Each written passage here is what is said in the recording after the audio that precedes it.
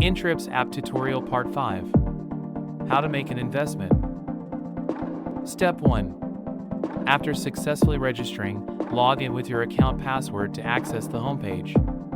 After accessing the homepage, tap the Invest button on the homepage to explore the investment opportunities offered by United Tourism. Step 2. Choose Target. Select an investment target that catches your interest, like Galle, Sri Lanka, and tap Invest to access detailed information about it. We offer a wide range of options and opportunities for you to explore. Step 3. Choose Duration. Choose your preferred investment period, example, 90 days, and review the expected investment returns. Select your funding source by checking your wallet and income accounts, then enter the amount you wish to invest. Step 4. Confirm.